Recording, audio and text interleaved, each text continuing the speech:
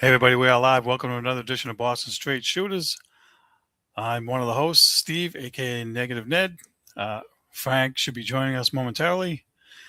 This is a show we talk about Boston sports. We talk about the Patriots, the Bruins, the Celtics, and Red Sox. Get you all caught up to speed on the goings on over the last week or so, and give me a chance to post a link so that you guys can join the show. We definitely have a boatload to talk about. Red Sox news, Celtics news. There's even some Bruins news, and actually a surprise tidbit of Patriots news. We're going to start with, give me 1 second.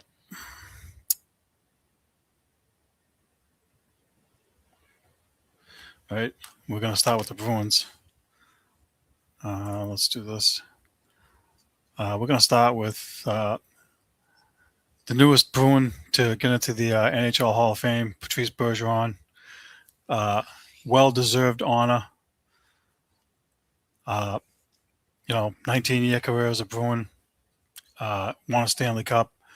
Was the captain for the last few years. Was just first class on and off the ice.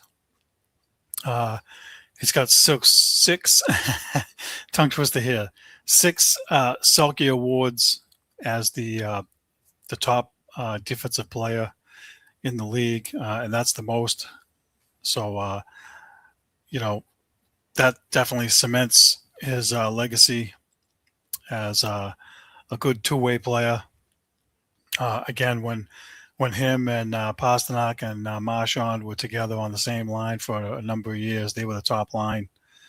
And that's saying a lot when you have guys like Sidney Crosby and so forth in the league. So he's going in the Hall of Fame. I think the ceremony is probably in like November or something. So kudos to him. Again, well deserved. He's getting, as we mentioned last week, he's getting his number retired by the Bruins. So happy for him, good for him. It is well deserved, and we'll see what happens. Not really too much else to say. I mean, the guy played in the 2013 Stanley Cup Finals in one of those games with punctured lung, like a broken rib, and something else. He had like 3 injuries he's trying to play through. I've had a collapsed lung, and you can't breathe. So I don't know how the hell he was playing with a broken rib and a collapsed lung or whatever it was that he had, because that's wicked painful as hell. So it just goes to show you how tough the hockey players are, and versus soccer, which I'm not going to rag on soccer. I'm just saying that it's a completely different mentality what those guys go through, and he was always willing to play hurt and do what he could, and glad to see him get in the Hall of Fame. That'll be a reason for me to watch for sure. All right, let's move on quickly to Bruins trade rumors. So, we've talked about them possibly, when Dylan Larkin asked for a trade from Detroit, what were the chances the Bruins were going to be able to do something there? He has a 3-team trade wish list. The Bruins are not on that list, so that's not an option anymore. I did see that where's my note? St. Louis, the Bruins inquired about St. Louis center Robert Thomas, and they were told he wasn't available. So if they actually did make that call and kick the tires, then good for Don Sweeney. That means he's doing his job. As we've mentioned on here, they do need a number 1 center. There's no getting around that. There's another rumor involving Vancouver center Elias Pettersson. He's 27 years old. He's had a couple bad years, though, the last couple of years. So, they just took on Elias Lindholm at $7.75 million as the number one guy, and he has not played or lived up to that contract. And I don't see how you're going to add this guy when his salary cap hit is $11.6 million through the end of the 2031-32 season. He's averaging 57 points a year. That's not number one production. So I don't see any way how you can add that guy, and they only have 15 million in cap space, and I'm not willing to tie up 12 million with that mess and have two guys we're paying almost 20 million bucks to produce as number one guys, and they're not being number one guys. They can't absorb that. So I'm out on Pedersen, and I hope that they do something else to fix their number one center problem. All right, it looks like Frank is here. Let's bring him in. Frank, welcome aboard. How you doing? I am doing A-okay. I was listening to you talking about, and looks like you're not too happy about the Bruins, huh? No. What else new, Frank? How long have you known me now that I'm not happy with the Bruins? Why is that new to you? It's not. No, I'm teasing. It's not new to me that you are. Not new at all. Interesting take though on the Bruins, because end of the day, I would have to agree with you, because money is the biggest issue. You know what I mean, when it comes to the Bruins, and it comes to anybody in the sports, money is the biggest issue. Money's a concern. Yeah, listen, and I'll give the Bruins their due because they're willing to spend money. The problem is how they're spending it. Right. You're not spending it on the right people, and that's making the team. They're underperforming, and you just can't absorb big contracts like that for a guy that's not performing. Now, he's 27 years old. He's in his prime, but I'm not willing to take that on. That's too much. If he was making $8 million, maybe, but he's making almost $12 million bucks. No, can't have it. Right.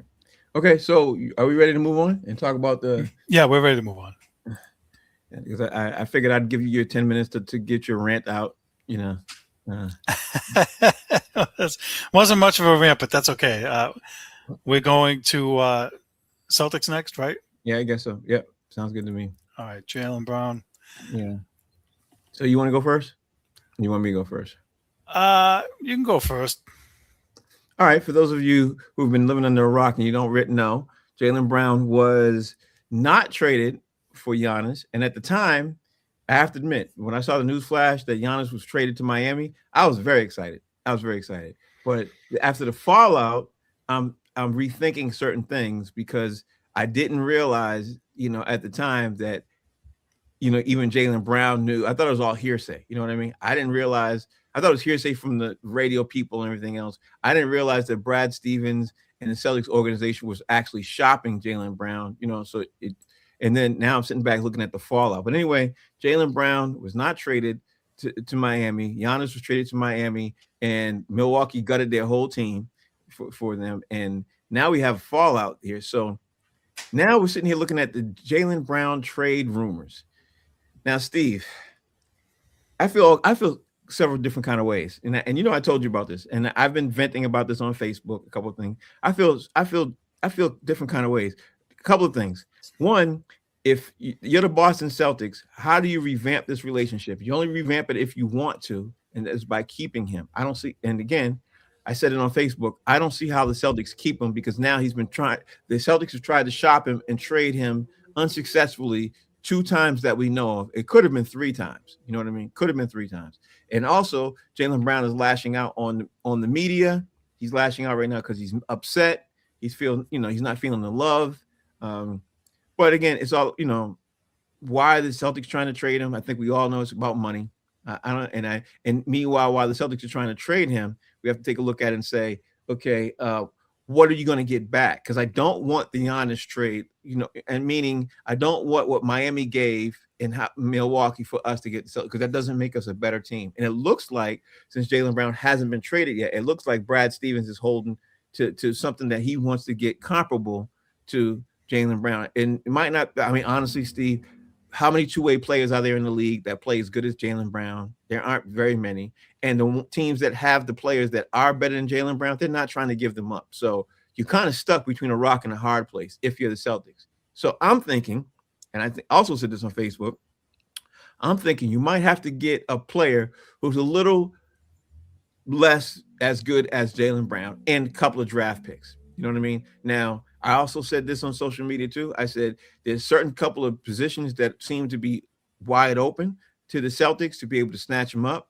if both teams agree. I think you guys probably, if you paid attention to the draft, you saw that OKC drafted the Mayo kid from Michigan. He's 7'2" or 7'3". That means that Chet is out of here. Where Chet goes, who knows?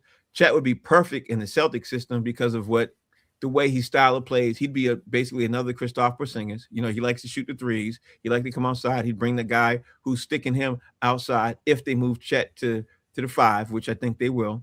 So there's that option. OKC has a lot of draft picks. I mean, they have 12 draft picks in the next 4 or 5 years. You know what I mean? So they can give the Celtics, hey, here's Chet and here's a draft pick or 2 or 3. You know what I mean? Because Jaylen Brown clearly is much better than Chet Holmgren. Or in my estimation, you could go after Paolo Banchero from the Orlando Magic. They both play the same position. They both play the wing. Paolo, I got into an argument on Facebook. People were thinking they both are the same. I don't think they're the same at all. Jaylen Brown is better.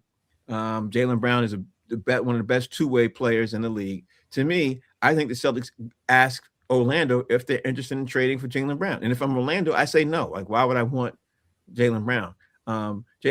Jaylen Brown wants to go to a team where he's the number one top guy. I also thought last night that he was going to go to Charlotte. When I heard LaMelo Ball trade, which is funny because I was just talking to a friend of mine and said, he might go to Charlotte because he has a relationship with Charles Lee. He might do that. Or he might go to Houston because he has a relationship with Ime Udoka. If he goes to Houston, Houston would have to give up Kevin Durant and somebody else, you know what I mean, to make the money, work, or is Kevin Durant, and because Kevin Durant's making a lot of money, and some draft picks. The Celtics would be hard-pressed to want a guy who's 38 years old, you know what I mean, who has a huge contract, who's about to be out of the league in 3 years, you know what I mean? They'd be hard-pressed for that. So the only way to make the Celtics happy would be to give them some draft picks, some number one draft picks to be able to take Kevin Durant. And I don't think Brad Stevens is going to do that either. You know what I mean? I don't think he's going to do that either. So that brings me back to Orlando. And Steve, I mean, I know I'm talking a lot, but I'm sitting there trying to figure out which team or teams would trade for Jaylen Brown with that enormous contract he has that would make Brad Stevens happy that he's getting something that's going to be great in return that will help them get back to where they want to be. Because Brad Stevens said in two press conferences that the Celtics need to get better at the rim. They also need to get better scoring, and they need to be better defensively.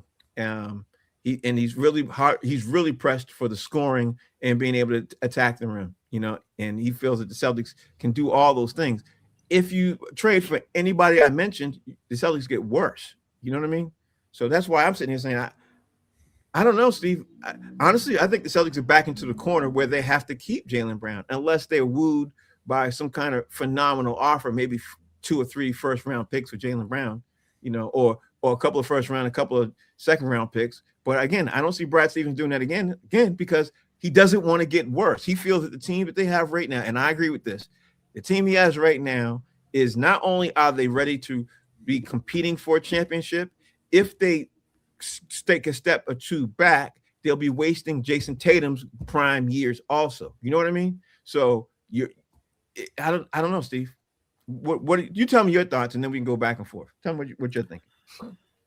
Well, the biggest issue they have right now is Brad Stevens and Joe Mazzulla are on the same page with the threes. So even though Brad Stevens came out at the end of the season press conference and said, we need to be better at attacking the rim and whatever, you still have Joe Mazzulla as the coach, which means you're going to be jacking up threes still, unless he goes to Joe and says, hey, listen, you got to adjust.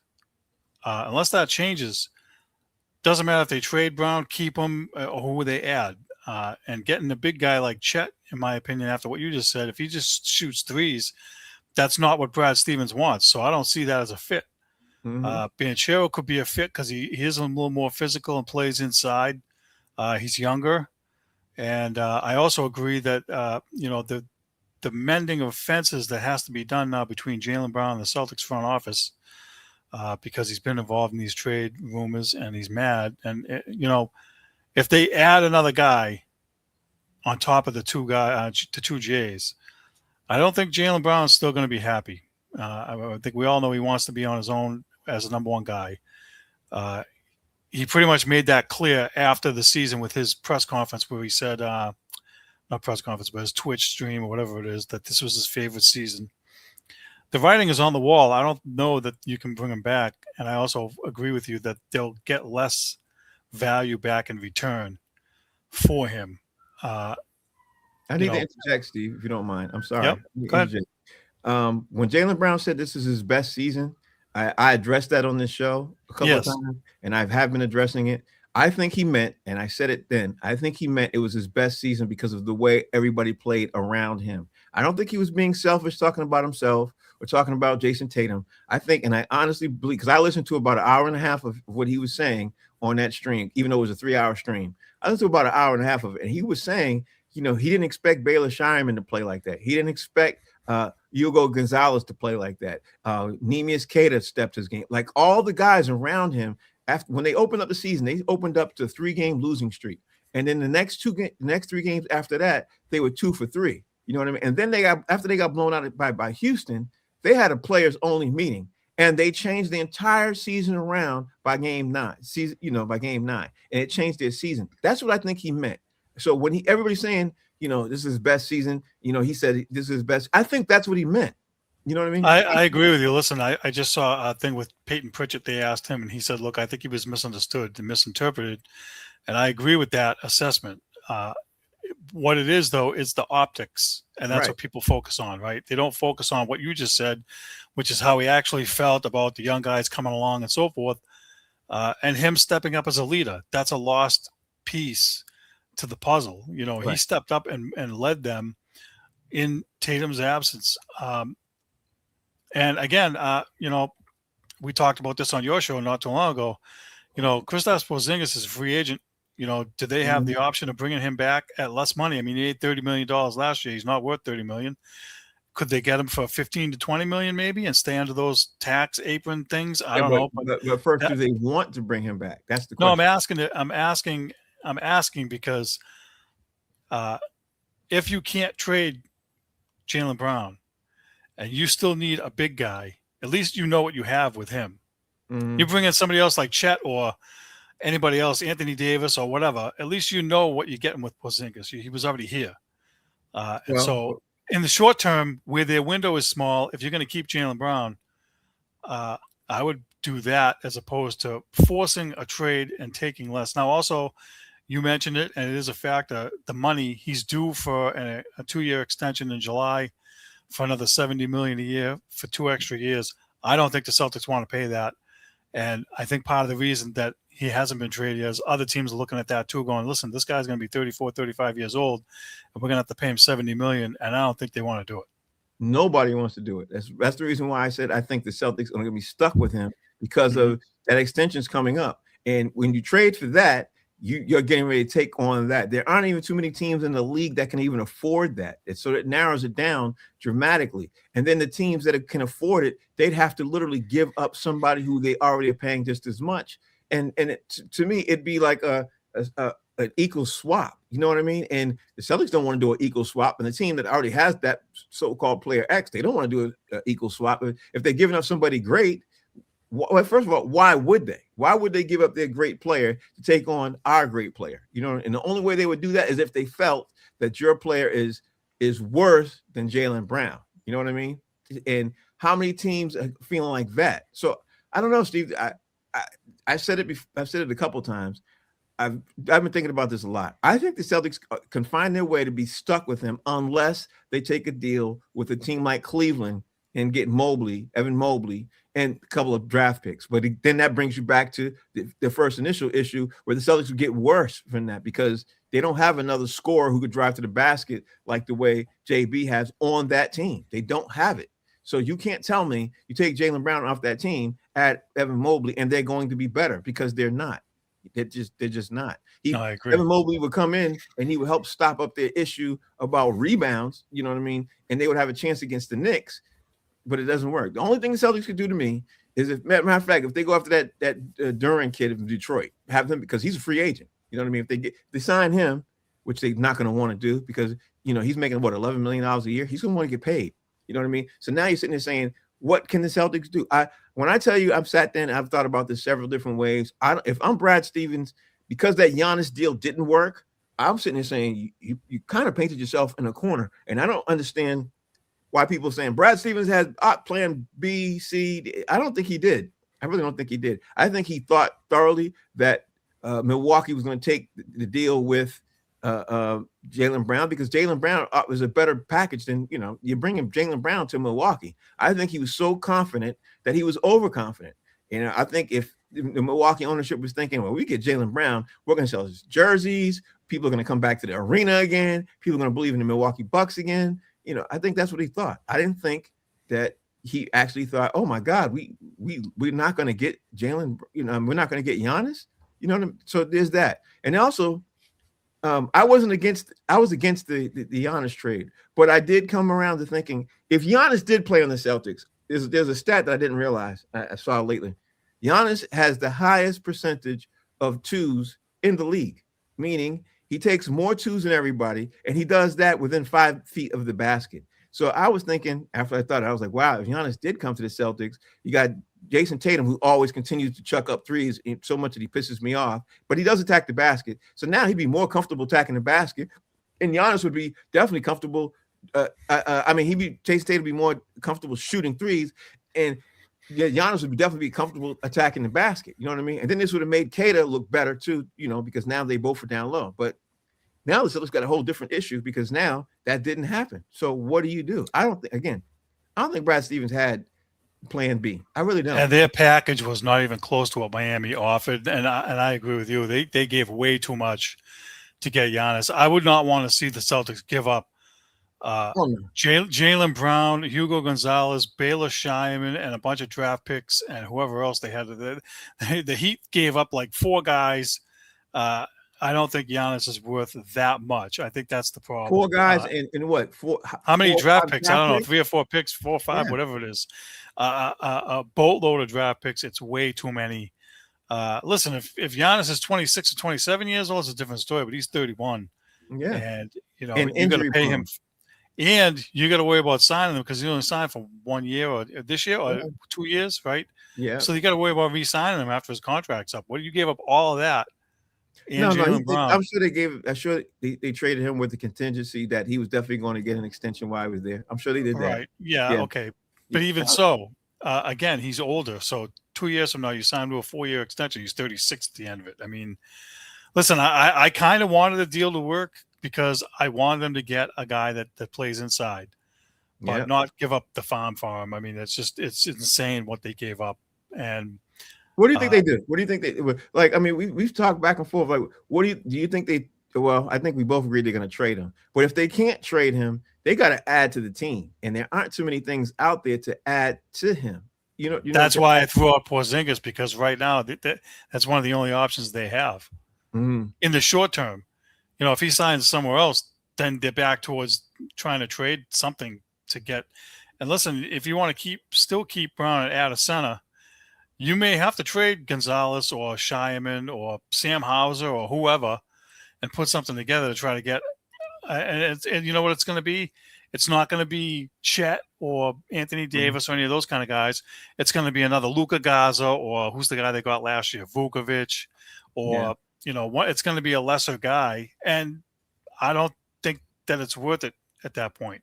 Well, I think Jaylen Brown, if he signs that extension, that means that Derek White and Sam Hauser are definitely gone if the Celtics keep him. There's no way the Celtics are going to keep Jaylen Brown with that extension if he signs and stays. Sam Hauser at his 32, 33 million, and Derek White at his 33, 34 million. There's no way, because now the Celtics will have one of the highest payrolls in the league. So I think if he signs and stays, he's signing in it, which is, I'd hate to see Derek White go, but Baylor Shireman made it like halfway through the season of last season. I already knew, okay, when I say that, what's his name, is like, he's definitely not going to be here anymore. Baylor Shireman took Sam Hauser's spot midway through the season. I saw that coming. The writing's on the wall. Sam Hauser, I'm sure his house is packed up right now. He's just waiting to find out where he's going. You know what I mean? He has to know that he's not going to, because he's a defensive liability. He's sitting there saying he doesn't play any D. Baylor Shireman plays much better defense. He's a whole lot cheaper, and he shoots better than him. So you're gone. You're basically gone. So now the issues with Derek White. Derek White's shooting has dropped precipitously. You know what I mean? I wanted to use that word. He's sitting out there saying, and now the Celtics gonna say, how do you get him to be better? Now, what should the Celtics do with that? Now you say to Celtics, you take those two and you trade him to somebody away, and maybe you say with 1 or 2 draft picks, and you say, hey, Cleveland, we'll take Evan Mobley and we'll give you Derek White and Sam Hauser. Or hey, Detroit, you know what I mean? Because Detroit, they're going to probably sign Durant. Hey, Detroit, we'll give you a shooter that you need, and we'll give you another point guard that you need. And it's Sam Hauser and Derek White. You know what I mean? But in return, what we want, is either Durant or, well, they already got rid of Isaiah Stewart, but we want Durant. We know you guys are working on something to get with him. I mean, there's a lot of teams out there. Or again, maybe you reach out to, OKC and go back for Chet. You know what I mean? Go to Chet, because Chet's making around the same kind of money. You know what I mean? As one of those guys. But again, the money, people have to realize the money has got to match. At the end of the day, no matter what they do, the money's got, if the money doesn't match, it's not happening. So there's that. All right, I'm looking at the time. If I'm Jaylen Brown, if I'm the Celtics, I don't want to pay Jaylen Brown those 2 years at $70 million. Yeah, I don't either. But guess what? See, that's going to be the norm of the league, of the guys who are the top 5, top 10 players in the league. They're getting $60 to $75 million in the league right now, and Jaylen Brown is in the top 10 best players in the league. So if the Celtics don't want to pay that, then they're getting ready to do the same thing year after next with Jason Tatum. It's going to happen. So maybe they want to play only one guy $70 million. That's why they're getting rid of Jaylen Brown. That's what I'm thinking. Yeah, maybe that's the real reason why they want to get rid of him. But they're about to get to that point too. Jaylen Brown is just 1 year ahead of Jason Tatum, and contractually, and age, and everything else. So we're gonna have the same conversation next year. Like, so is Jason Tatum going to be on the block for $70 million, or would you be happy for that? Yeah, that's the question. But you have to pay that if you want those number 1 guys, and if you want you're not winning with guys who not 1A guys. You're not winning in the championship. You're just not. You know that. Yep. Matter of fact, you got to have 2 or 3 of them on your team. You know what I mean? So right. All right. So you ready to move on? Yep. We're going to talk about the Celtics draft picks. Yeah, we could talk about it for a hot second. Yeah, let's do that for a hot second. I think we should. I like the first round pick. Do you like him or no? What was his name? Chris Senek Jr. 6'11", 240 pounds. Played for Houston. Yeah. He averaged 9.5 points and 7.9 rebounds. I saw him play. When the Celtics got him, I was kind of okay, because I know the Celtics development staff is okay with that. But as long as he's not shooting as many threes as he did in college, but I think they got him, and they're going to probably try to make him again a better shooter. But the kid can rebound. He's long. He's 6'10", 6'11". He's still growing. He's 19 years old. You know what I mean? He might end up being 7 feet tall when it's all said and done. You know, he's got a 75-inch wingspan. Yeah, his wingspan is there. He's not the greatest blocker in the world. He doesn't block a lot of shots. But what he does do is he attacks the basket. When I saw them draft him, I was like, okay, the Celtics are on a mission for him. I could see that. And I think he's going to be a Celtic for the next 10 years, easy. I don't think they're going to get rid of him, because he's only going to get better and better and better. He's 19. Yeah, he's probably going to play. Can he play in the G League now? Or does he have to be a certain age? Does he have to be 20 or something? Or? No, they're definitely going to see what he looked like in the G League for at least a couple of months. They're definitely going to do that. I was going to say, because next week, huh? I don't know if they're going to put him on the roster. I mean, they surprised me by putting Gonzalez on the roster last year. He played good, but I don't know if they want to have another young guy like that. I wouldn't be surprised. I wouldn't be surprised. There's some guy on the back end of their bench. There's some guys who are not going to be there, and they already got rid of 1 or 2 guys. Vucevic is definitely gone. Listen, if he takes Vucevic's spot or he takes Garza's spot, I'd be happy with that. I think he might, because I don't see Garza coming back, and Vucevic is definitely gone. You know what I mean? Yeah, but the other kid is definitely going to be the other kid they drafted. What's his name? He's going to be. I think he's going to be in G League. Dylan Mitchell. Yeah, I think he's going to be in G League for a year before they call him up. You know what I mean? I've seen him play too. He's okay. Very fast, very strong. Very reliable for what the Celtics need. But he's also like 8 or 9 in line of what the Celtics already have. You know what I mean? And then also one more thing. We never talk about Anthony Simons. You know what I mean? Anthony Simons is a free agent. You know what I mean? The Celtics might bring him back once they get rid of Derek White and Sam Hauser. They might bring him back. It won't be the same amount of money, but I think they might. And he loved Boston. You know what I mean? So he might also come back.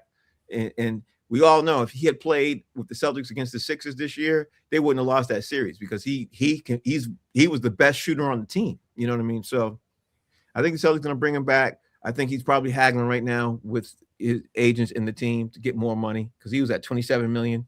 Yes. I'm sure the Celtics are sitting there saying we don't want to pay him $27 million, but do you want to come back? You know what I mean? So I don't know. I agree with you. I think they would have to clear out at least minimum Sam Hauser and free up $10 million, Yep, so they could have room to bring him back at $20 million or whatever. Yeah, and listen, he would be big for them shooting wise. Then if you added him and then you got Porzingis and you didn't have to trade Brown, then I think they'd be in better shape. Yeah, you're back. And don't forget, they got the trade exception. You know what I mean? The TPE exception. They still got that. That's $27-30 million that they could use this season. They also have $15 million besides that they can dedicate. So they can bring in a free agent if they choose, but that free agent has to be within that window. But they also have to get rid of Sam Hauser. So they have to. So, and Jaylen Brown is going to force him to do that because of his thing. So anyway, you ready to move on? Yep.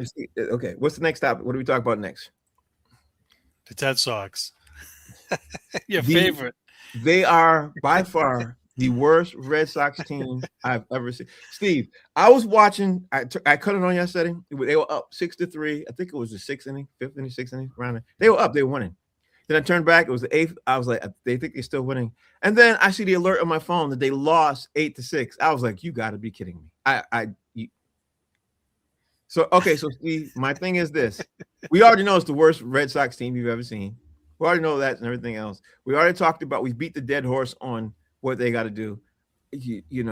I just amazed. I want to ask you, how in the world were some people picking them to be in the World Series? How are you picking these guys to be in the World Series? And what the hell happened that went from World Series to the worst team in the league? How'd that happen? Listen, they didn't do what they said they were going to do. Craig Breslow said in November that they were going to get a big bat, and they didn't get it.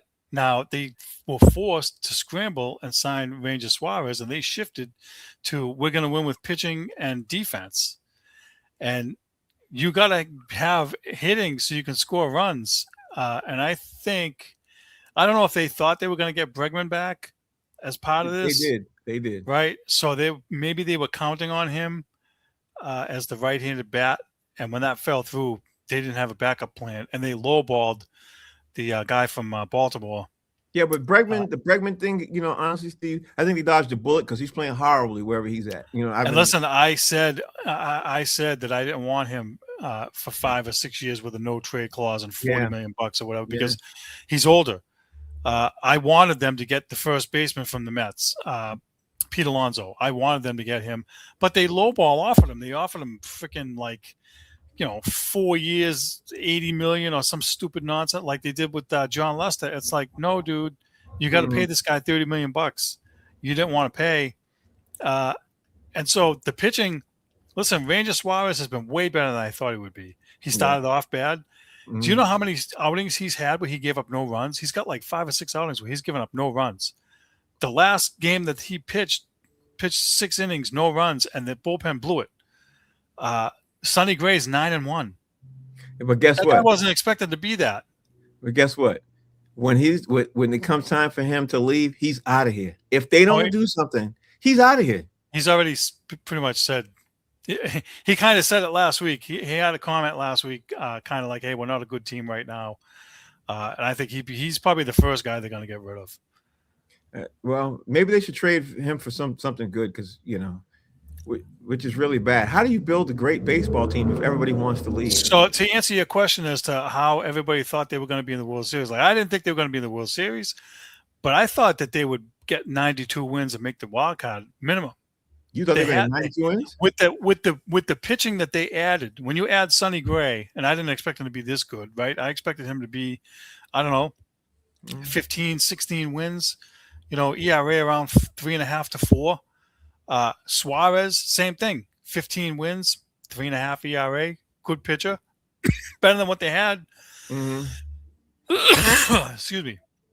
The problem is now also you lost Crochet. Mm-hmm. right? We had 18 wins last year. You lost Roman Anthony to an injury. That baby still can't play. His finger is hurting him. He can't swing a friggin' wiffle ball bat. That's bad. And you didn't get the big bat. And so their offense is the worst we've ever seen, Mm-hmm. right? It's the worst since like 1960 something or 1930 something or whatever it is. So listen, I had high hopes for them. Last year, I said they were going to win 78 games, and they won 89. This year, I said they were going to win 92 games. They'll be lucky to win 65 games. And everybody's talking about whether Craig Breslow should be allowed to stay on as the GM during the deadline. And I also think that, because I was talking to some of my coworkers, well, they got to start trading everybody. I was like, you don't trade them now. You wait till after the All-Star break. Let their value come up a little more and try to get more in return for these guys, because everybody's going to be gone. Now, Chapman all of a sudden is pitching like a pumpkin, like Cinderella came, unfortunately, but he's been really good for the last year and a half up until now. But part of it is because he's rusty. The guy pitched 2 times in 12 games, or 12 days, 15 days. That's not good for him. Yeah, but it's hard to trade for people when people know you're buyers. You know, it's really hard. When they know you're in the corner, it's hard to negotiate. You know, that's the issue. And the Celtics, the Red Sox are forced that everybody knows that they're selling. You know what I mean? They're sellers. You know what I mean? So everybody knows that. You know what I mean? So it's a hard thing. As those teams get closer to the deadline to see where they are as far as being in the playoff what mix, they need. What they need, they'll pay for Chapman. I'll say Chapman, Sonny Gray, and the first baseman if he wants to be moved, Contreras. Duran, the Red Sox are overvaluing him, and I think teams know it, so they'll get less than what they would have got 2 years ago when he was the All-Star or the MVP, All-Star MVP. But, you know, long story short, there's going to be a number of guys out of here, and I'm curious to see what they're going to get in return. And they have something that they've not done. They got rid of a lot of the scouts, and now I heard that they actually have scouts going to different ballparks, which they weren't doing before because they rely on the analytics. And we've been over all that. I mean, it's worse. It's worse than I thought. I heard on sports radio today, these driveline guys have these binders. There's 2 binders, one in English and one in Spanish, for them to. And there's 4 things that are in it, and I forget what they all are, but one of them is the stupid launch angle nonsense, and one of them's this, that. I'm like, are you freaking kidding me? So they're basically trying to create robotic guys with guys that aren't home run hitters, and that's their biggest downfall, and they're going to have to blow up everything. Craig Breslow will be gone at the end of the year, if not, like, listen, it could happen in August or September. They have done it before, but I think you know, he's got to be gone, and all that drive line nonsense, they have to be gone too. Well, I'll say, if they get rid of those guys you mentioned, the funny thing is you're going to be looking at a team that's going to probably won't win, one series the entire rest of the year. You know what I mean? So they're already like that. I mean, they're probably going to lose 3 out of 4 to the Yankees. I mean, they're playing Yankees for 4 games, and I looked at the pitching matchups. The only pitching matchup they can win is the last game Sunday with Sonny Gray pitching. Yeah, and they might not even win that. You know, if they lose 3 of those, the guys are gonna, you and I both know when you're playing a sport, you got to be motivated. You know what I mean? If these guys don't even have motivation to play for the Red Sox and their mind is not in it, they're gonna just be going through the motions until the game's over. You know what I mean? That's what they're going to do. I think the pitchers are. I think the hitters can't. I think that because I'll use Caleb Durbin as an example, the third baseman that they got from Milwaukee. That dude was hitting like 148, and then he went up to the North Shore to some hitting clinic or whatever it is, because he basically told the Reds, and didn't tell the Red Sox, but he inadvertently pulled a Mac Jones. Yeah. Right. He went behind their back and said, "I'm going to this hitting clinic because I'm getting tired of getting my ass kicked." And he came back and started hitting the ball. Now, might have ruffled some feathers, but too bad. And I don't blame him. I don't blame him for basically saying, "Look, you guys are not helping me." Those guys are doing that type of stuff for individual because they want that great contracts. You know what I mean? I'm glad they're doing it. You know, obviously, if there's more than one doing it, but you get paid by how good you hit if you're a hitter. You know what I mean? I understand that, but what I'm saying is that the Red Sox are not changing their philosophy, and they have guys circumventing their system because it's killing them. And also, one of the reasons they lost that game against Colorado when Chapman gave up the blew the save is there. Did you see this? There was a pop up. Mm-hmm. There was a pop up in the ninth inning. A guy hit a pop up, and it was going between like foul territory, and Connor Wong was going for it, and Caleb Durbin was running like jogging, and he wasn't even really running to try to catch. I'm like, how lazy, dude. I would have benched him after that. I would have been like, you need to take a seat. You can't. So to your point, the guys are going through the motions. I think the pitchers are really trying. I think the hitters, the other guys are not, and that's a clear case right there. And then right after that, he gave up a hit and gave up the lead. So there's no fixing this. There's no fixing this year. They're dead. All right, so let's move on to the Patriots. Right.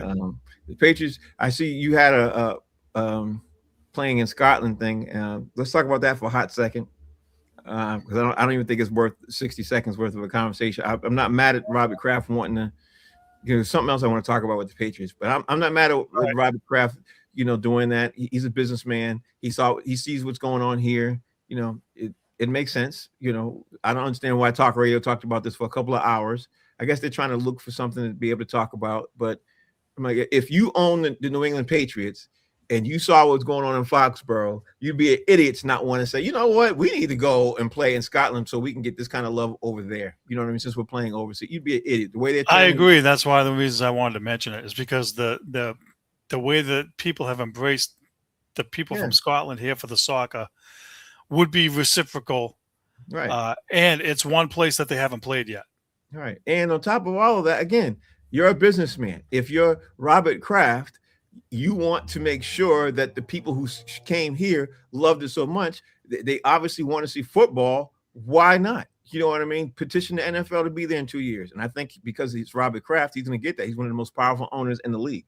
So, but the other thing I want to talk about, since we're talking about the New England Patriots, is, there seems to be an issue with sports talk radio with what's going on with the way they're saying our quarterback is not going to be in the top 10 of the best football players, best quarterbacks in the league. And a couple of guys are saying that, we don't even see Drake May in the top 10 in passing. And I want to throw this out to you, Steve, because this is what really bothers me. Is these so-called guys, they have this. Oh, Steve, they're on the radio talking to thousands of people a day, and they're getting paid to make these type of statements. And then I said to myself, they must be making statements because they want people to react like the way I'm reacting right now. I think they do that a lot of times to irk somebody, be like, you get so mad and you call, because I got mad. I mean, granted, you do have Joe Burrow, you do have Josh Allen, you do have. I mean, there's a lot of guys who should be, Patrick Mahomes, Lamar Jackson. You got a lot of guys in the AFC and everything else. But to say Drake May is not going to be in the top 10 when you just gave him AJ Brown, you got to be smoking crack. Like, to me, I mean, maybe I'm wrong. I agree. No, I agree with you, Frank. I heard this. I heard the same thing you heard. And what they're pointing to is the Patriots' schedule. Oh, it's going to be harder. And I don't know how Drake May finished second in the MVP voting. Yeah. Right? He finished second. Yeah. So you added – he finished second without A.J. Brown. Right. How do you think he's going to drop that much when you added that piece? I don't get it. And you got AJ Brown, who's going to make it much better for all the other receivers. People are going to be double teaming him. You've got the other 4 or 5 guys, and then on top of that, the way they got a fullback now, which they didn't use last year. They've got a way that Drake is more comfortable now in the system. He's going to be playing, but again, let me say what I said again. You got AJ Brown, and AJ Brown is going to attract a lot of problems for a lot of team defenses. So the schedule may be harder, but I think I've told you this before, Steve. I think the Patriots are going to be second. I don't see them being the 3rd seed. I see them being the 2nd seed again in AFC. I really do, because of what AJ Brown's doing, and because they have a deep pass quarterback in Drake May. I know people might think you're a homer because you're a Patriots fan. Yeah.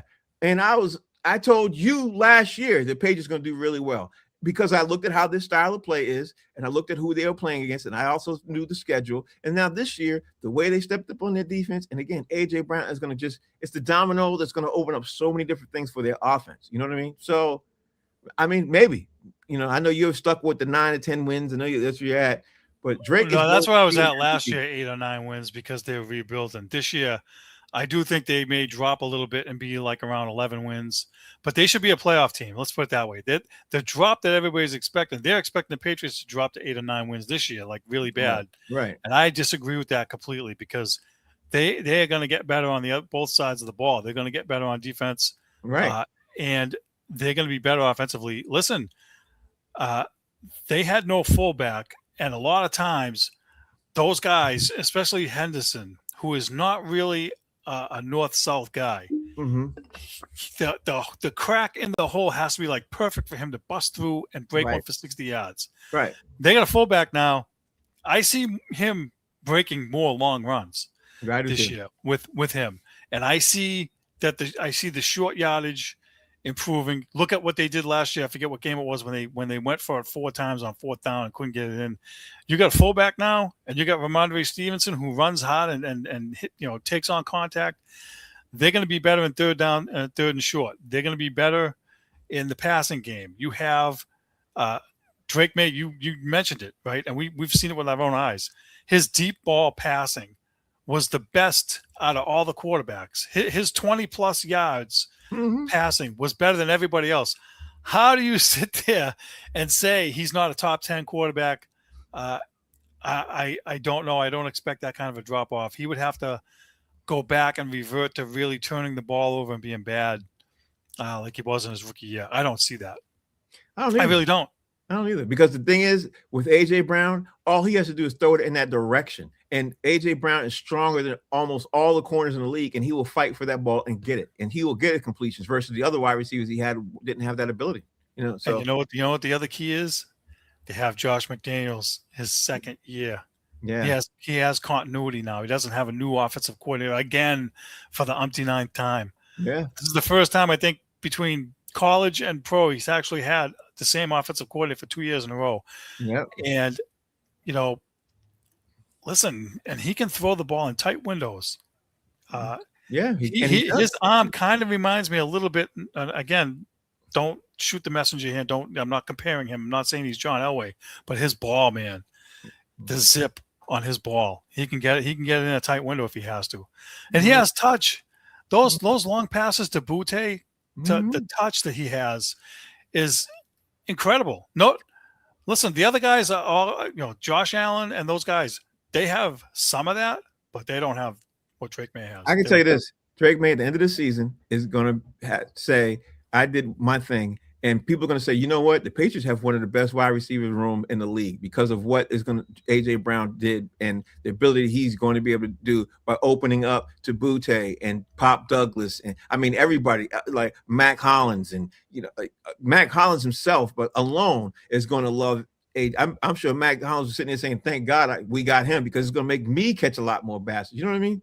This could go two ways. They can either run the ball more, which I think they want to do. They will. And have more balance. Or they can have Drake May throwing for over 300 yards a game and get 4,000 yards and 35, 40 touchdowns. What's going to happen is this. When they want to run the ball, people can come up and try to stack the box. They're going to throw it because they can throw over your head. And then when they throw it and you want to try to stick everybody else, then they're going to run the ball. But to start the game out, I think they're going to start every game or try to make sure that they set their dominance by running the ball. And then when you try to come out and try to push up front to stop them from running the ball, then I think Drake May is going to go crazy with the pass. I think that's what they're going to do. And that's a recipe to winning the Super Bowl, because Tom Brady did it for 20 years here. You know what I mean? He keeps you guessing. You don't know what they're going to do. What they're going to do. Look at the guys they had. Yeah. Right? Look at the running backs that they had when they had LeGarrette Blount and they had Corey Dillon and they had James White. I mean, look at the production they got out of those guys. This is very similar to that. And listen, I'm excited. I'm excited for the season. I hope everybody stays healthy, and I hope they win games. I mean, that first game in Seattle is going to be a tough challenge, but listen, I think they'll be able to do it. Listen, they have a shot now only because the running back that killed him in the Super Bowl is gone. He's on Kansas City now. Yeah. right? That's a huge loss. And did they lose their offensive coordinator too?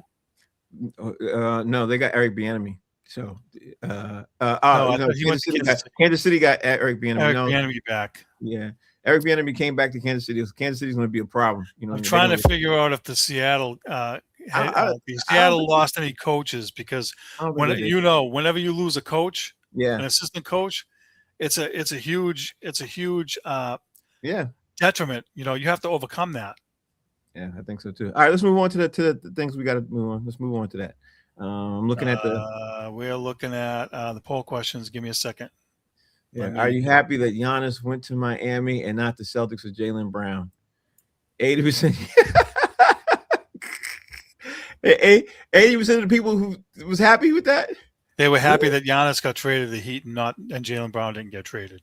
Well, I guess I know I voted on it. I know I voted. I guess I'm one of the people because I was very, very happy. You know, I think I'm in the minority. Really? I wanted them to get Giannis, but again, I didn't want them to give up a freaking boatload like they did. I wanted them to get Giannis so that they would have the inside guy they wanted and change their play style and force Joe Mazzulla to get out of his stupid 3 mentality. Okay. Long story short. All right, you got the other question there because I lost my note. The other question is, do you like the Celtics' first-round draft pick of Chris Sinak Jr.? And 33% yes, and 0 no, and it's just okay, 67%. I'm one of the people who voted it's just okay. I know I did that. I said yes, I like the pick. I think that last year in the draft, remember, there was 2 centers near the bottom. They had a shot to get, and they didn't take either one of them, and they took Gonzalez, and I was like, what the F are you doing? So I'm happy they got this guy. They need size, and they need a guy that's athletic and young. He's got a good wingspan. But wait a minute. So you have a problem with them getting Hugo Gonzalez? You know how good I did at the time. I did at the time because they needed size, and 2 guys were available, and they passed on them both, and I was mad. Now, I remember this conversation because in 2 years from now, Hugo Gonzalez is going to be one of the best players in the league. Listen, they saw something I didn't, and that's why I'm not a GM. They did. I applaud. Listen, Hugo Gonzalez in the second half of the year last year was huge. He's tenacious on defense. He hustles his ass off. He can shoot. And so, look, I'm happy with him now, but I was not happy on draft day with him. And I'm happy that they got this big guy. And this is 2 years in a row now that they got a big guy. Last year, I think they got a kid from Louisville. I forget his name now.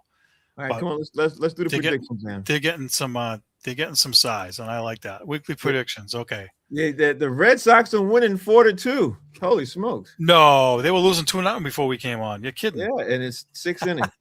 Hope that the bullpen will blow it. Don't worry. Yeah, that's true. That's true. All right, so the last week's predictions. What were last week's predictions, Steve? You want to do it, Steve? I'll do it. Yeah, where is it? Hold on. Celtics make a trade at the draft. Where's my note? Hold on. You want me to read it since you can't find it? Celtics make a trade at the draft, get the big guy they want. Wrong. Yeah. What else is new? I never get them right. I said the Bruins would pull off a trade before free agency and surprise us all. Wrong. Yeah. No trade, even though I want them to. They're running out of time, too, and the draft is tomorrow. We didn't get to talk about that. And the Red Sox will lose more games than they win. Wrong. They actually split 3-3. They took 2 out of 3 from Seattle and wrecked my week. Bastards. Yeah, they should have. Because that last game, they should have won. That last game, they should have won. They should have won the last game, but they already had a winning record. So they foiled my thing there. Okay. So what other predictions you got? Because I do have them. Hold on. I got them here. My number 1 prediction for this week is the Red Sox will lose 3 or 4 to the Yankees. I think that's kind of a no-brainer.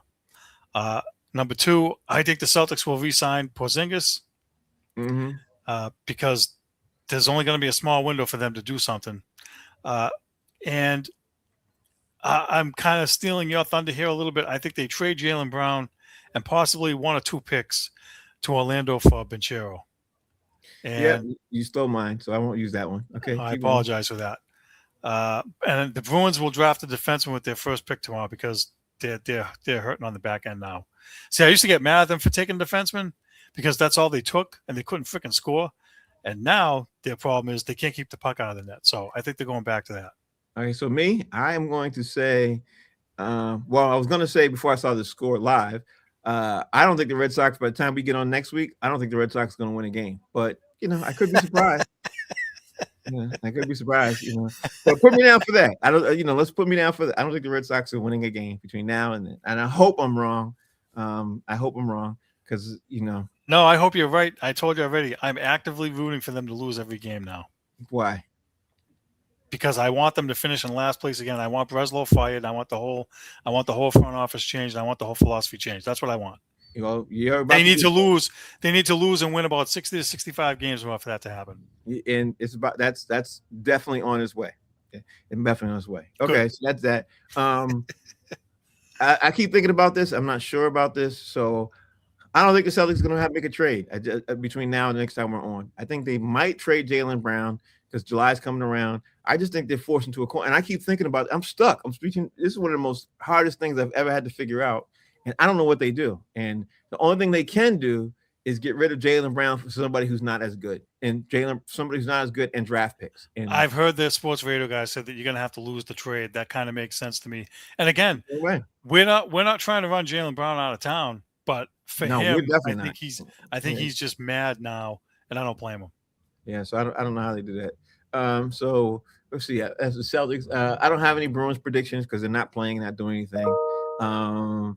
And the Patriots, yeah, I think I'll wait till training camp before I make a better. So those are my only two predictions I'm going to go with now. That's all right. That's good enough.